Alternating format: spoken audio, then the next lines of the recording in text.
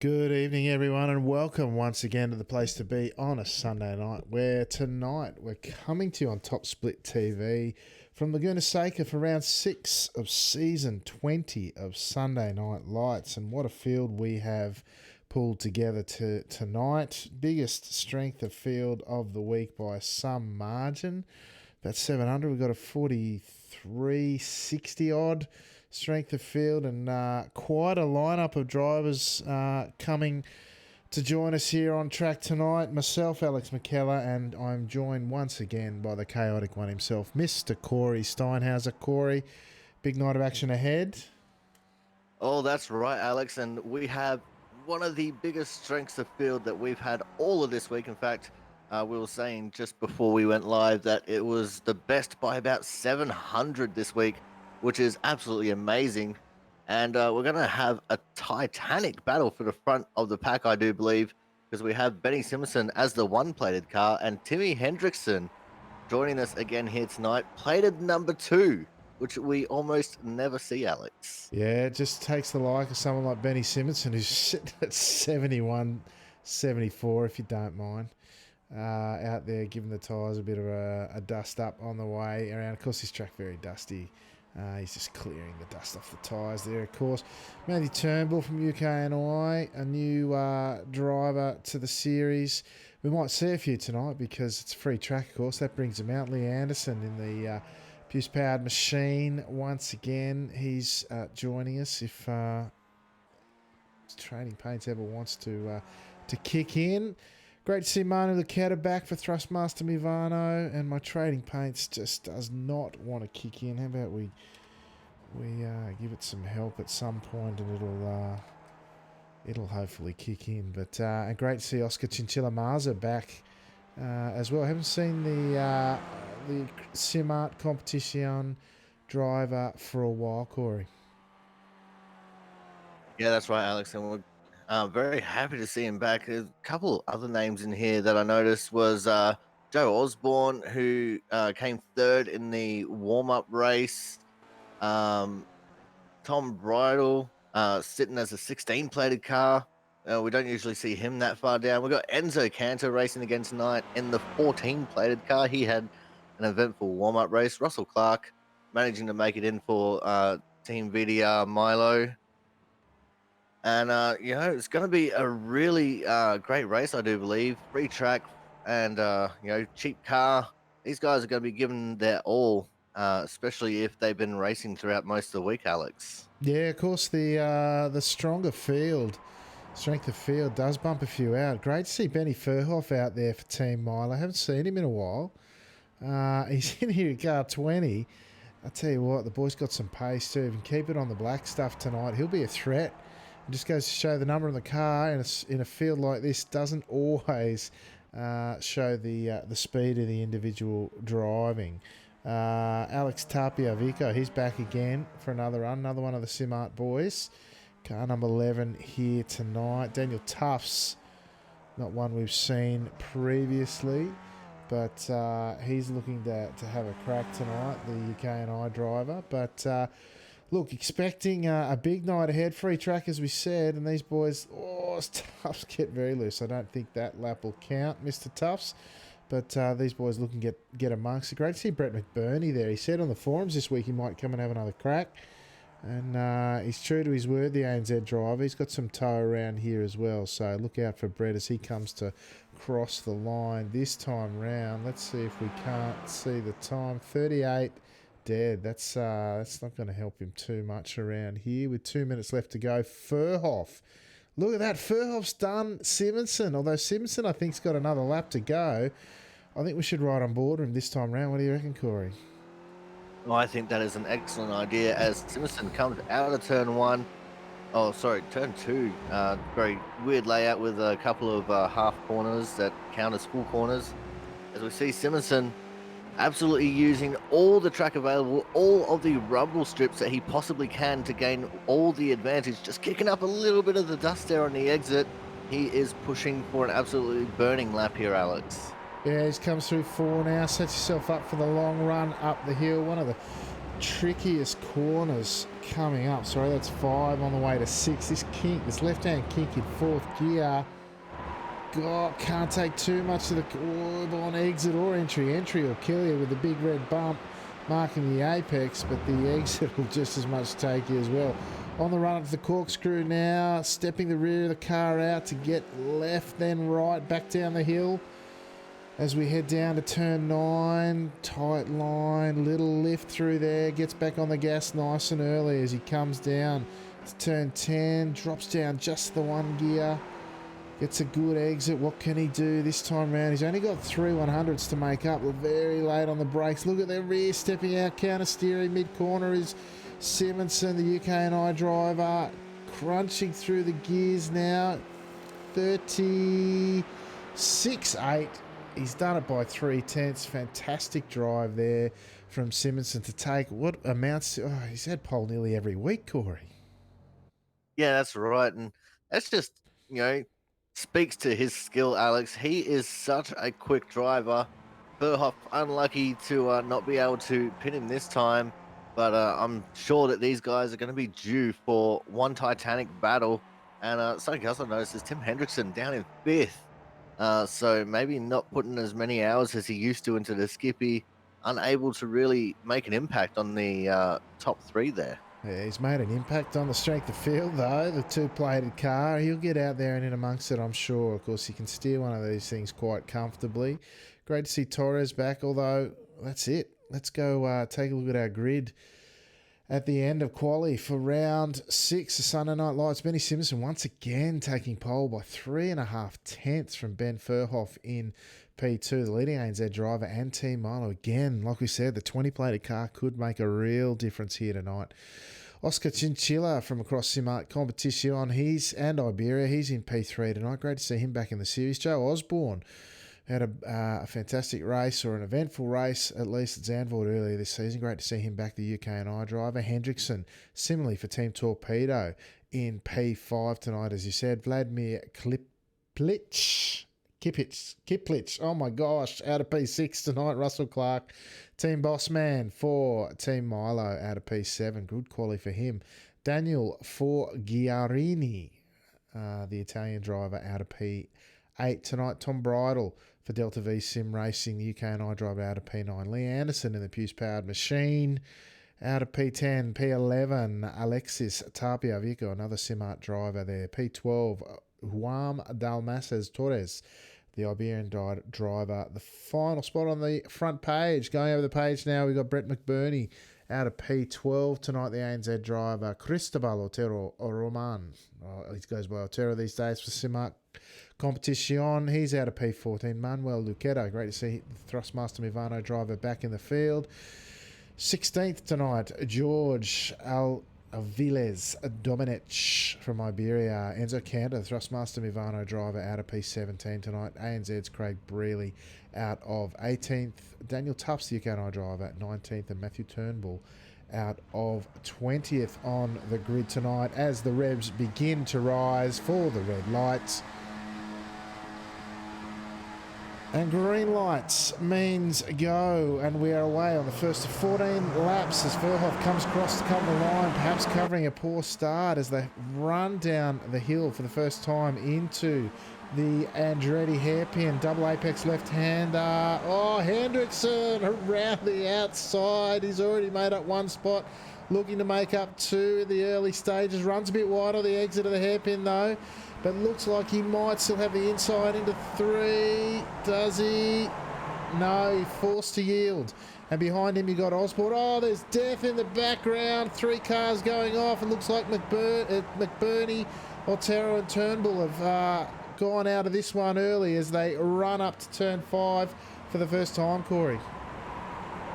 Biblical scenes here for the start of this race. We also had the 3-car Turnbull coming together with someone else on the first corner, and that's just turned into a little bit of a bad run for him. But at the moment, as I see a couple of cars in the background, a 13 getting sideways and running into the 11. That's the name's just ran away from me. Borigani, and who was the 11? The 11 was Vico, who has come into another contact situation with Vladimir Kiplik, and Kiplik has gone for a big tumble, and Vico is now without a rear win. Alex, a lot of drama here on the first lap. Oh, I'll tell you what, the 13 of Forg Giarini lost the rear through turn 6, and then he spewed across the track and taken out the 11 car of Vico. And that's ended both their nights in the first lap. As we jump back up the front, Simonson looks to have almost driven away at the start of this. He's got a good gap over Marza with Osborne now in P3 as the guys start to settle down, hopefully. Although there's a bit of a battle pack forming behind these guys with Bridle on the head of Torres and Domenech. And these three looking to make the most of their runs early. Hendrickson and Osborne sitting in third and fourth respectively. Also, look at that those red rock boxes at the bottom of your field. We lost them out. And Furhoff's gone as well. Oh, I didn't see what happened to Furhoff, but that's dashed the ANZ hopes for the night, Corey. Yeah, indeed it has, Alex. I'm not sure what happened to him either, but it looks like he is DNF out of the race, and even out of the race server. He exited stage left while we were looking at the shenanigans going on in the back of the pack there. So it's unfortunate, but as we always say, the race does go on, and Bridle and Jorge in the background just had a little bit of a coming together themselves. That's Jorge, Dominic, and Russell Clark spinning in sympathy for both of them at the corkscrew there, Alex. Yeah, I'm just trying to find out what happened to Furhoff. He looks like he's got through. He's going side by side with the 6 car. He's just lost it in front of Hendrickson coming down the hill out of the corkscrew. And he's just moved over and hit the eject button, I think, at the end of that. Tragedy for the leading ANZ driver in this one. As we see Simonson now running away with it. He's got all sorts of time on the rest of the field at the moment, as my telemetry's gone a bit bung, I have to say. He's got about 2.3 seconds ahead of Chinchilla, who's got himself a nice podium position on the backing with Osborne and Hendrickson in P3. Hendrickson lucky to get away with that contact with Furhoff. Of course, no fault of Hendrickson's there. He's got a bit of front damage by the looks. That'll be limiting his chances, but if he sticks in the tail of Osborne there, might be have a good crack at a podium at the end, Corey. Well, he very well may, Alex, but I believe that Hendrickson, we know Hendrickson, he likes to lead from the front, and he'll be just sitting here behind Osborne, just waiting for an opportunity for Osborne to just slip up ever so slightly so he can take the advantage and then try and take the challenge up to Chinchilla up in P2. But it's all just going to be a waiting game at the moment while Hendrickson finds out how much damage he has, how the car handles in certain corners, as there is also a lot of dust on the road from where cars have gone off.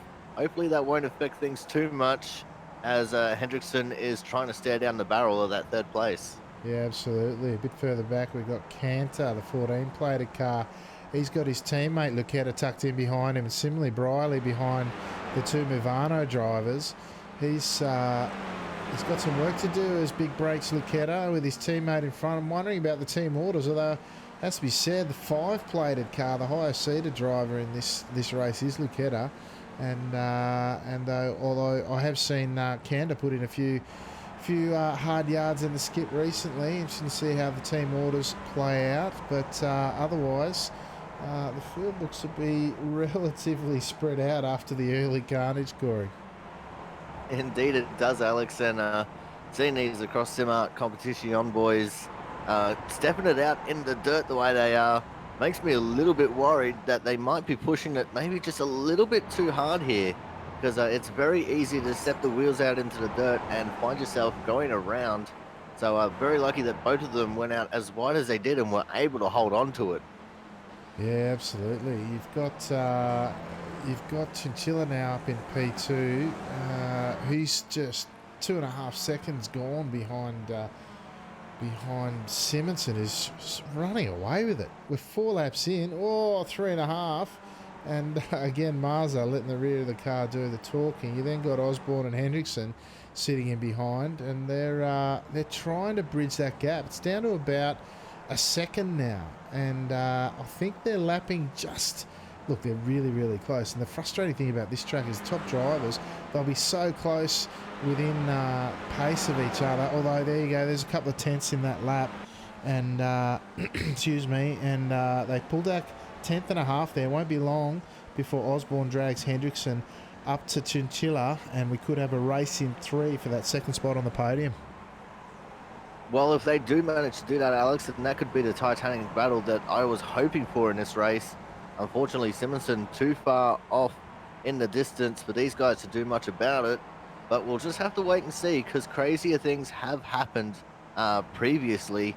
And Simonson's not one for making mistakes, but we do see it every now and then, especially when he could be in no pressure situations, because sometimes your mind can go a little bit blank, and you could just miss a braking marker, and it's as easy as just being out in front and not having to think too much, Alex. Yeah, absolutely. Chinchilla now comes up behind on the run into the corkscrew. Oh, he's got a couple of cars right on his tail now. Look at Hendrickson skipping out there as he comes through the corkscrew there. Pretty to watch. 1 point, pretty much 1 second even now. Osborne almost in that sniffing distance of the draft there, the 6 car of Chinchilla, and again we could have a 3-car battle pack joining up pretty quick. Torres now ahead of Cantor, who's got about a 3-second gap. Lucetta now sitting in behind his teammate once again, just in draft range. Briley, is he now the leading ANZ driver? He is. Great job, Craig Briley there. He's up 10 positions, taking full advantage of that carnage early on in the race, Corey. Indeed he has, Alex, and that's crazy to see. Laguna Seca is not really one track where you expect to see too many overtakes happen. There's only a couple of places where you can effectively make an overtake, those being turn 1 at Andretti and the run up into the corkscrew. And the fact that he's gone up that many, that's just absolutely nuts. Same too for Matthew Turnbull in the 3-plated car. Started P20 in this race, Alex, and he's in P9. Yeah, sitting in behind Briley there. The two of them picking their way through the carnage and doing a fantastic job sitting just inside the top 10. So we jump up now back to our second battle for second now. Hendrickson, I think that car might be holding him back a bit because he's just starting to look like he might lose the draft behind Osborne now, who's well and truly got the toe from Chinchilla now. And I think it's interesting, if you're struggling to hang on with a little bit of damage like that, once the car in front reaches somewhere where they can get a sniff of draft, that tends to be enough to the elastic band pull that car that's towing you along away, and once that draft's gone, you carry that bit of damage, as you can see on the cone of Hendrickson there, the nose cone, sorry, you just won't get it back, Corey. Yeah, that's right. It's definitely very difficult to do, especially with how long this front straight is. But, there's plenty of tight little twisty areas where Hendrickson can try and make up some time on these guys. But even then, it's going to be an uphill battle for him to try and close this gap down. One thing that he can hope for is Chinchilla and Osborne start battling a little bit for that second position, because that will slow them down, and that will allow him to start edging a little bit closer to them, a tenth or 2 at a time, Alex.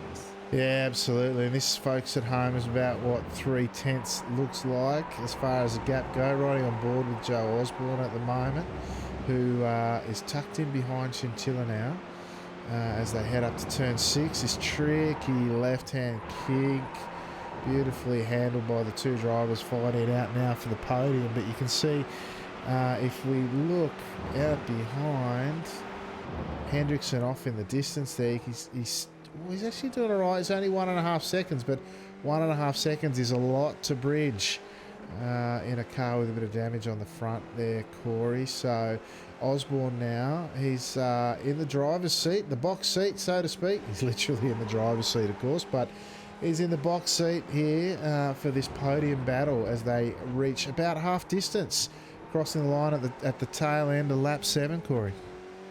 Well, that's right, Alex. But another thing that we're going to be wary of is when Osborne and Chinchilla do start having a little bit of a battle, there is always the potential for contact. As we see Osborne going for the big inside lunge, gets the move made before the braking zone. Very well done move there on Chinchilla.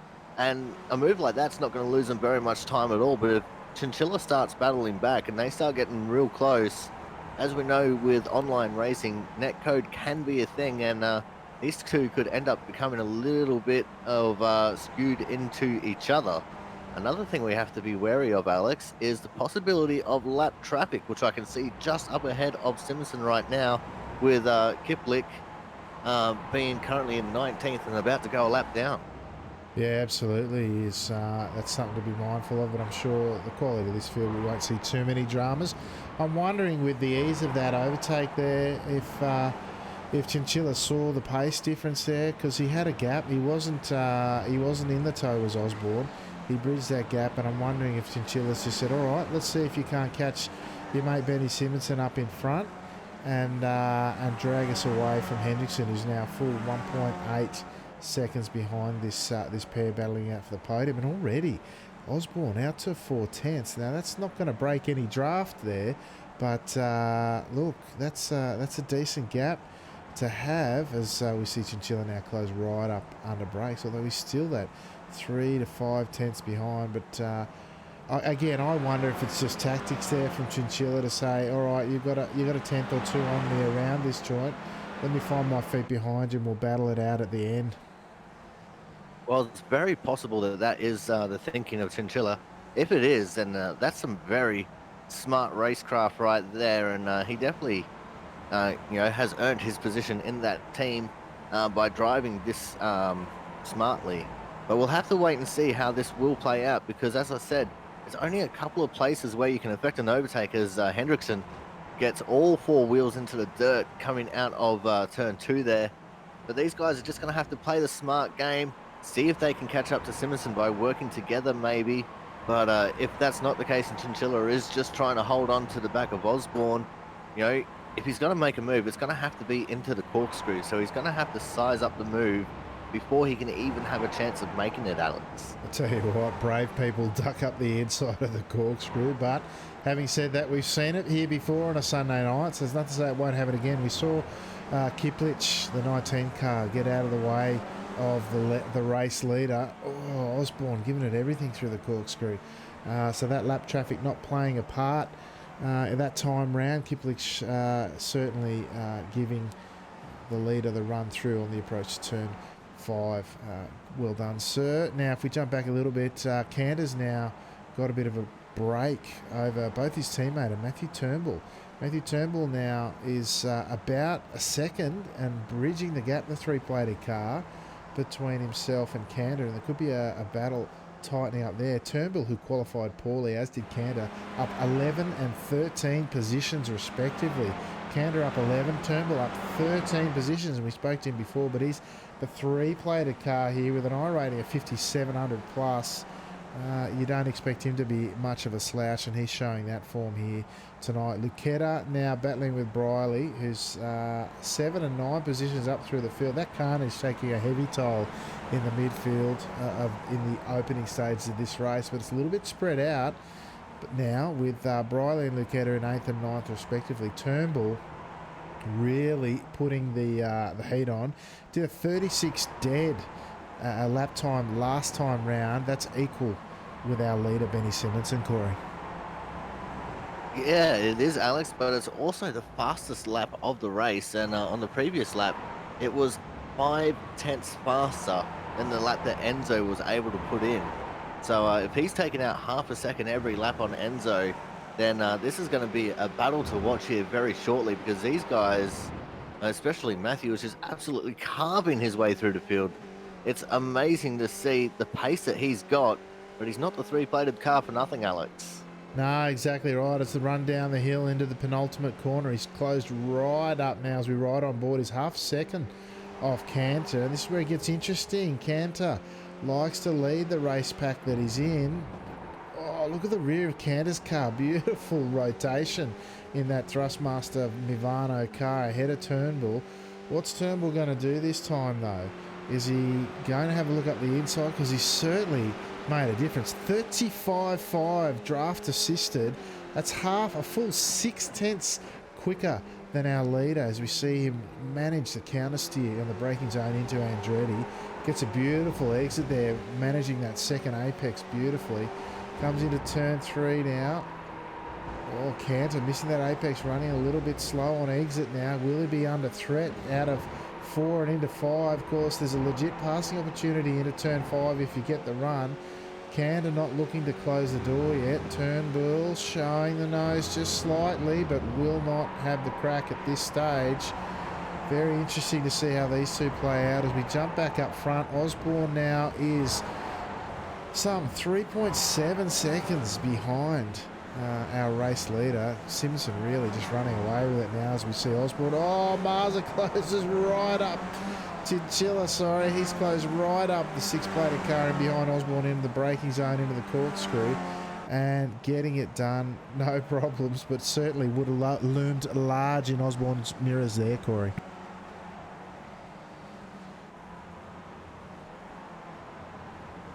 To hit that push to talk button, Corey, if we're going to hear from you, mate. But exiting the last corner now, we've got Osborne and Chinchilla. Hendrickson now 2.5 seconds behind. My suggestion there is that the damage is really holding him back, because we know that Hendrickson is faster than that. Of course, Verhoeven's undoing there. Oh, as we see now, this is where it gets interesting. We've got Cantor now defending from Turnbull. And this isn't the quickest way around this joint. These blokes are going to have to settle for these positions if they're going to do that. With although you've only got the balance of 3 laps remaining now. This time Turnbull goes up the inside. Cantor leaving him room out of 3 this time. Beautiful. Coming into 4 now. This is again. Will he get it done? Let's ride on board now with Turnbull once again. Will Cantor be forced to take the defensive line? He's a little bit. Yeah, there it is. I told you, up the inside at 5, it can be done. Turnbull looking to get it done. They'll be side by side up the hill.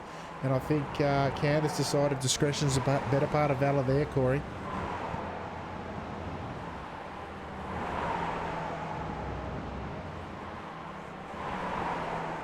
Corey potentially for a little while, folks. So we'll keep it going. Corey, if you can hear me, let me know when you're back, mate, as we jump back up front. Now, beautiful manoeuvre there, set up by three corners by Turnbull. Beautiful running up there. We said he could get it done at 5, and that he did. Now we're on board here with Osborne and Chinchilla now battling out for 2nd and 3rd respectively. They've got a couple of cars in front of them now. 3.5 seconds is the gap up to the race leader. They're not going to catch him, but they've still got to get past the 19-plated car of Kiplitz, who's might be a lap down, but I tell you what, he's circulating all right. He's done a 36.5 quickest lap, 36.4. He must have got an incident point that last lap, because that was his fastest lap. So he's no slouch, but he's about half a second slower than these guys. As now in the background I see Torres putting pressure, all sorts of pressure over our 2-plated car, Hendrickson. As we see about 1.5 laps to go. He'll be under pressure, and again there's a little battle pack behind there with Cantor and Osborne shaping up once again, and it looks like I think Osborne might have the pace here. Certainly Cantor not threatening into 5 is the same, although he is quite close this time. There you go, Turnbull defends early, comes back across onto the racing line. Oh, I'll tell you what, they're close. Oh, Cantor showing the nose right up the back of Turnbull there into 5. Let's see how they manage to kink. On board with the Thrustmaster driver now. What's he going to do for Mivano Racing? Is he going to have a look into the corkscrew, as Corey mentioned earlier? Brakes early. Looks to perhaps get the exit and the run down the hill. Maybe have a look into the final corner. Maybe that's Enzo's thinking for tonight. I guess we'll find out in the later stage. It's hard to know where to look at the moment. Now, we're coming down to the last lap. Simonson's gone. He's 3.6 seconds gone. We're not going to see him again until the checkered flag drops. But here we go. Chinchilla. What's he going to do this time round? Is he going to have a look? we see Osborne take the defensive line there on the inside into the Andretti hairpin. Defends well. Chinchilla smartly looking for the exit. Gets the better run out again. Is he setting up for that look into 5? Time will tell. Beautiful right-hander. Osborne, though, carrying a lot more mid-corner speed there by the looks. Look at the exit. The difference you can see visibly, the difference in how far the cars are separated on the exit of 3 there. Come into the braking zone into 5. Not close enough is the answer there. But what's going on behind? Torres is making no inroads there, but the battle here. Again, Turnbull takes it defensive into 5. Oh, really? Only just the car width there for Cantor if he used the ripple strip as well. But again, Turnbull moving very late. I don't say it's even late, but he's defending hard. You don't want to go 2x2 through the kink there without the skill that these blokes have got, and they've got it done. Cantor showed his attempt very early there. He was going to have a look up the kink if Turnbull let him. But, I tell you what, beautiful defence by Turnbull there. Cantor's got the run. Can he use it? Very close to picking up a slowdown there. What's he going to do? It is the last lap. He's all over the rear of Turnbull. That's some action there for you. He's doing a fantastic job. That'll do it. That's his run done. As exiting the last corner, we will catch Simonson. Simonson takes win. I think it's about number 4. What are these two going to do here? It's Osborne picking up P2 from Marza. Hendrickson holding off Torres at the end. And Turnbull. I'll tell you what, Cantor couldn't have done much more with that. And Turnbull, great drive, I have to say. What was he up? 14 positions. Cantor gives him a little love tap after the line. And Lucetta says, hey, buddy, nice race to his teammate Briley, the leading ANZ driver, all the way down in P9. And Anderson, he's done a pretty good job there too. He's down one spot, actually, qualified in 10th. He's normally used to being much further up the field. Great drive there throughout. Russell Clark, he's finished P12 in the points. Bridle and Vico, 13th and 14th. Otero, I'll tell you what, he's had a rough run tonight as Cristobal, the boss man for Simart Competition, coming to cross the line all the way down in P15. Birthday boy a few weeks ago. Did not. I think he had a win. That's right. He won. It wasn't his birthday, but he won the last round at Canada last time round. He was very pleased with that. His maiden victory at Sunday Night Lights. And there we see the last couple crossing the line. Domenech and Tufts to round out our racing for the night. Now let's go take a look at our final results. We've got Benny Simonson once again. He's dominating the season this time round. UK&I driver, finishing P1 by some 4.5 seconds, showing his pace. Joe Osborne, similarly from UK&I, he's the 10-plated car drove beautifully to bridge the gap, to get back into that position, overtook Chinchilla and hung on beautifully. Chinchilla finishing in P3, didn't quite have the pace to put the pressure on. Either that or thinking discretion might have been the better part. Plenty of points on offer for P3 here tonight. The Iberian driver doing fantastically well to hang on to that. Tim Hendrickson in P4 tonight for Team Torpedo after picking up damage early on in that incident with Furhoff, who lost the rear of his car. Joam Dalmases Torres from Iberia in P5. Rounding out your top 5, Matthew Turnbull. Fantastic drive from Turnbull, the UK&I driver, to finish in P6, holding off the hard-charging Enzo Cantor for Thrustmaster Mivano racing in P7. His teammate, Manuel Luqueta, in P8 tonight. ANZ drivers, leading driver tonight was Craig Briley in P9, followed by Brett McBurney, the 12-plated ANZ driver in P10, Lee Anderson for UK&I in P11, and Team Bossman for Team Milo, Russell Clark, rounding out your Sunday Night Lights points getters. As we go over the page, Tom Bridle for Delta V Sim Racing. He's had some pace this season, not where he wanted to finish. In P13, Alexis Tapiavico from Iberia in P14. P15 tonight, Cristobal Otero from across Simart Competition. Danielle for Giarini, the Italian driver in P16 tonight. George or Jorge Aviles Domenech in P17. Daniel Tufts, UK&I in P18. Vladimir Klipic. He circulated around one lap down in P19. And Ben Furhoff for Team Milo.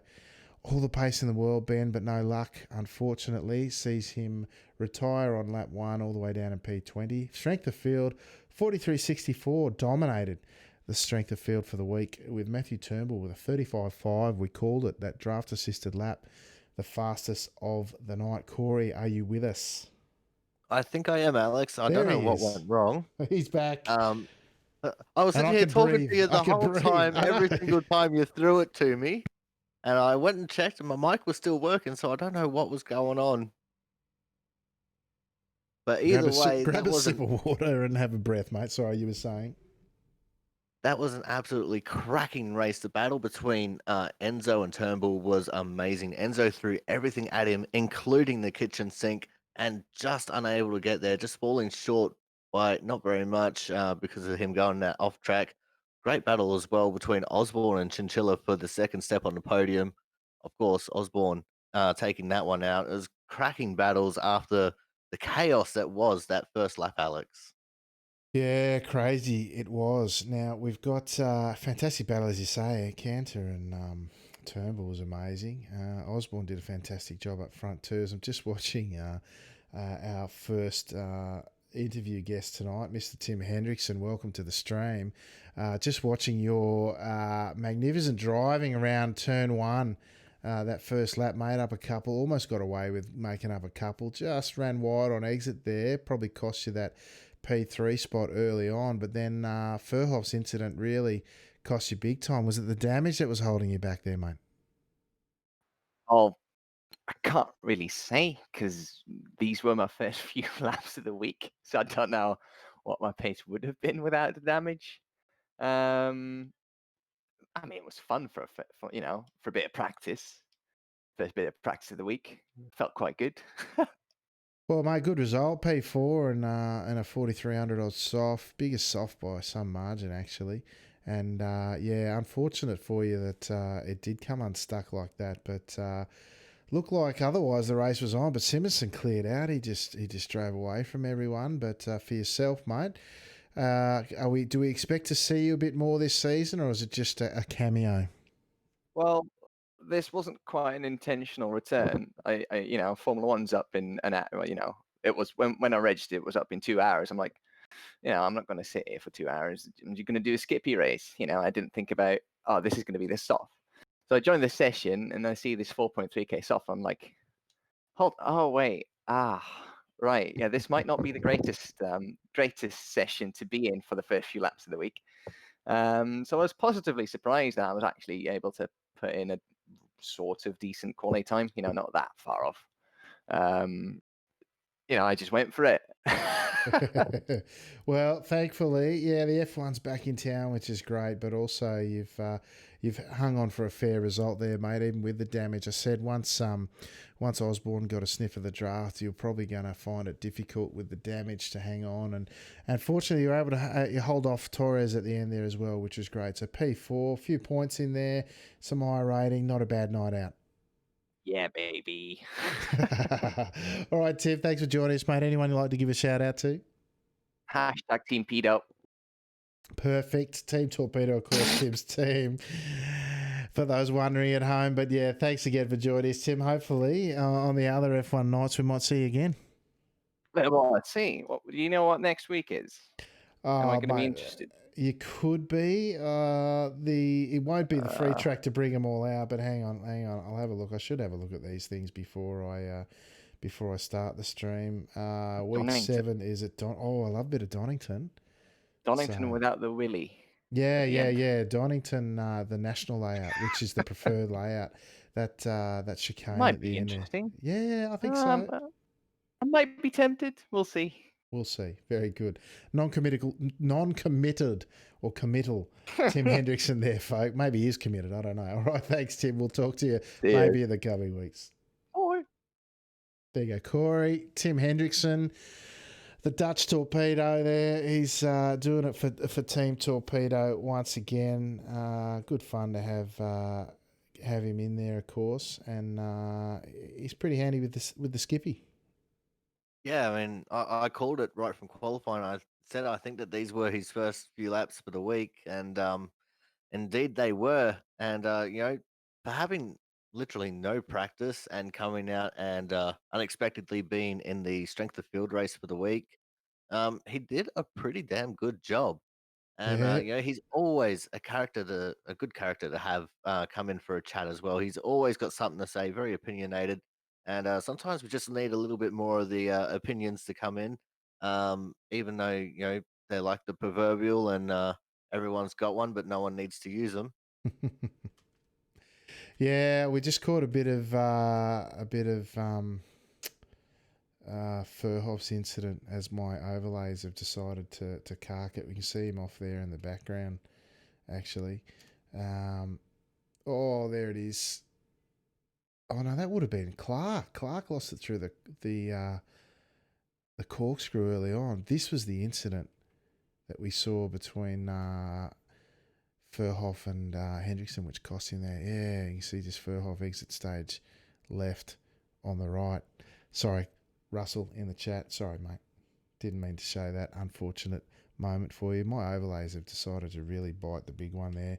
I'm going to see if I can find our next guest. There he is. I'll bring him up for a word. Mr. Enzo Genzo, welcome back to the stream, mate. Exciting bit of a conclusion to the race here tonight. Did you enjoy your race, firstly, Enzo? Hi, guys. Not my best day today, and till yesterday it was my best week of the last years because yesterday I did 4 races and I won all the 4 races I did yesterday. So I felt very confident, but I don't know. This morning I woke up not in the same way, and I was not confident as yesterday. So in the previous race before the top split, I missed a little bit the qualifying, and I finished the race with disqualification for too much incidents. But really, I was rear-ended by Osborne, so I was third, but that was not my fastest pace of the week. And today, and in the Sunday in this race, first lap of qualifying, I did a big mistake. Second lap, it was a very good lap, but I did another stupid mistake, and I crashed. But 37.1 is enough. Was enough to be in the first 3 places, and I was doing about that kind of lap. So unfortunately, I lost the focus and I crashed, and I started in 17th place. So this is not the best track, to recover the gap starting from behind in the rear of the grid, because there are so much corner in where you can die, and the group of the cars in the middle is very dangerous, and I don't know how was alive after the first 2 laps. Then this track is you have to be very gentle with the car, you have to be very smooth, and this is not the optimal track to force your pace in order to gain and recover position. I was trying to gain some little tenths a lap over Jaume Dalmases Torres. I was almost doing that, but I didn't realize Matthew Turnbull was arriving from behind. I left him the door completely open in the first his pass attempt, and there was no story after that, because he did all defensive line in all the corners, and it was really impossible to pass him again. And in this track, if you battle, you can slow your pace about 1 second. So nothing to do. I'm not happy, but this is racing. Well, mate, we were happy because it put on a great show. You threw everything, as they say in Australia, mate, you threw everything at him but the kitchen sink. So it was great to watch, and certainly for both of you to bring it home safely was a testament to the skill. I did say partway through that he might chuck it up the inside of turn 5. As you say, he left the door open there, and he took advantage of the draft and the run in there. It's a legit passing move, and, the competition from then on out was great to watch. So congratulations, mate. Congratulations on the result too. And hopefully we'll see a bit more in the weeks to come. Anyone you'd like to give a shout out to while you're here? Yes, and let me say only one more thing that Matthew has a ridiculous pace while he was catching me, because I saw a 35.5. So in that moment, yes, I left the door open, but in my mind, perhaps I was wishing that he could be able to catch the Jaume and Tim.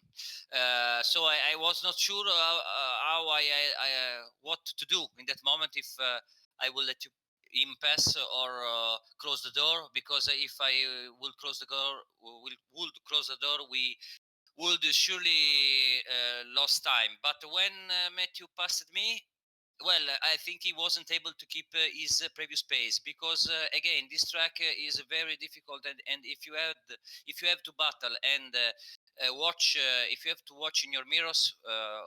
The car behind is very easy to lose the pace and lose more than half a second a lap.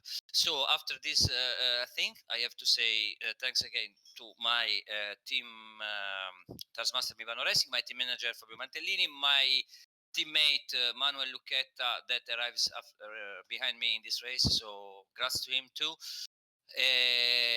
And thanks to you as always for your awesome work. Yeah, thanks, Enzo. Great to have you here. Don't forget, folks, you can check out the cockpit of Mr. Enzo Cantor at Enzo Genzo on Twitch.